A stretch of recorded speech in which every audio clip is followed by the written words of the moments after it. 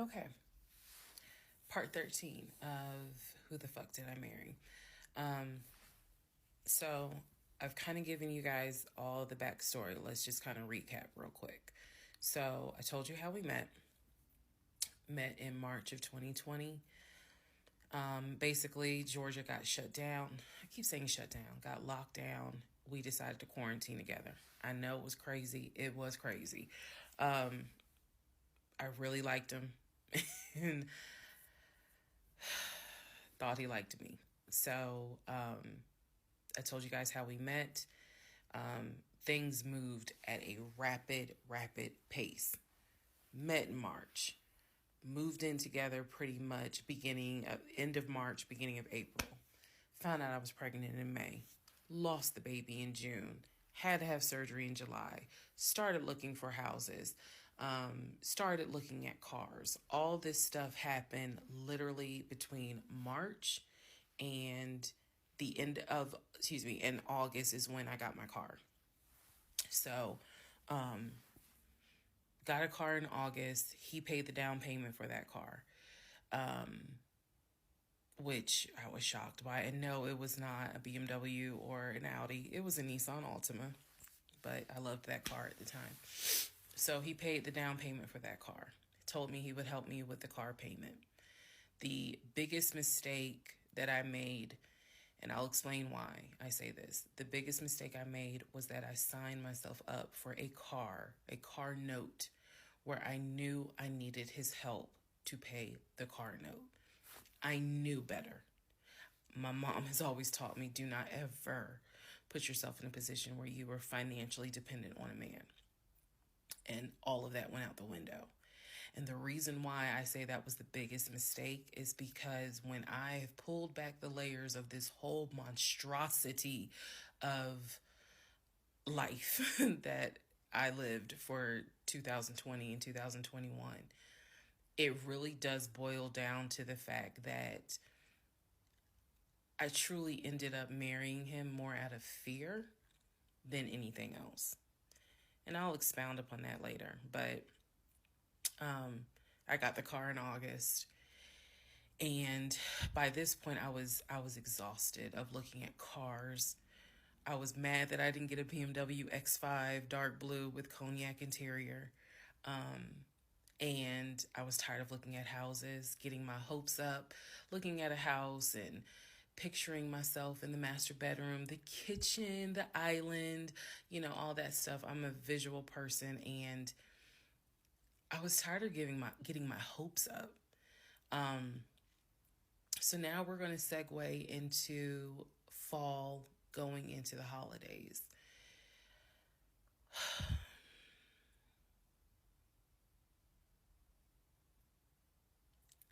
Here's what happened. In October, we looked at another house. This house was in Marietta. Absolutely gorgeous. It was gorgeous. I want to say that the house was about $700,000. I really liked the house. I could see myself living there. I could see myself cooking there.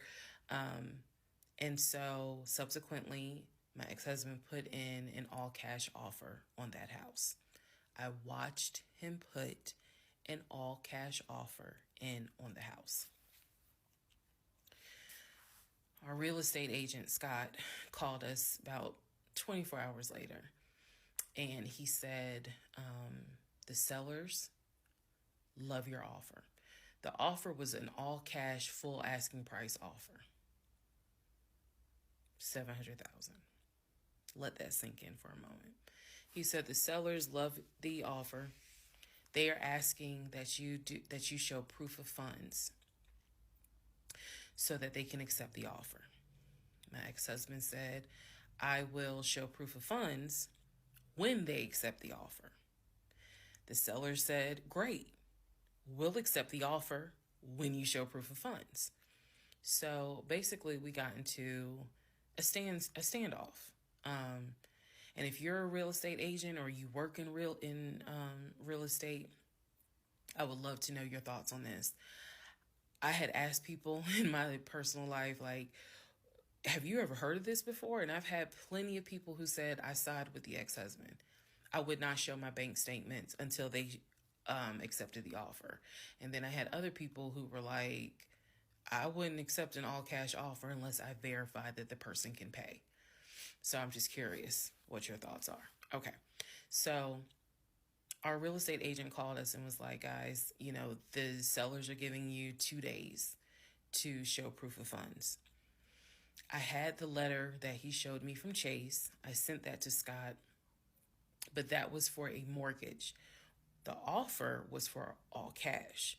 So he needed to show proof of funds that he had the cash to pay $700,000. He didn't show it.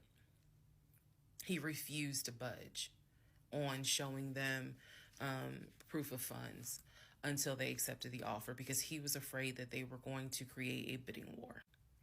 So what ended up happening was Scott called us and said, I apologize because I didn't do my due diligence as a realtor. He said, before I ever started showing you guys a house, I should have collected your pre-approval letter and proof of funds.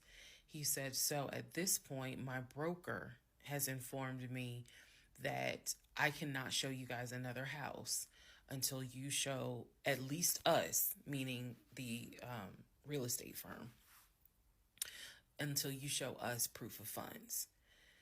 And so I'm just like, well, I'm telling my ex-husband, just show them the fucking proof of funds. Like, what's the problem?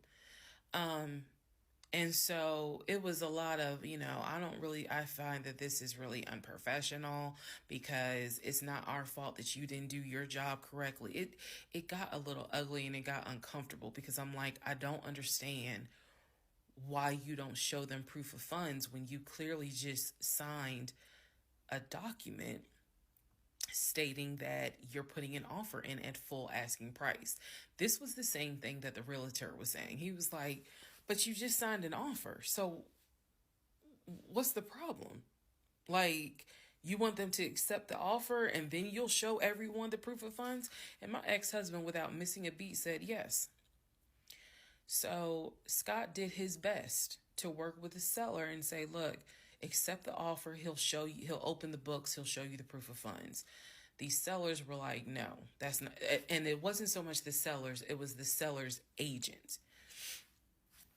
Big respect to the seller's agent. But the seller's agent was like, no, that's not how we're doing business.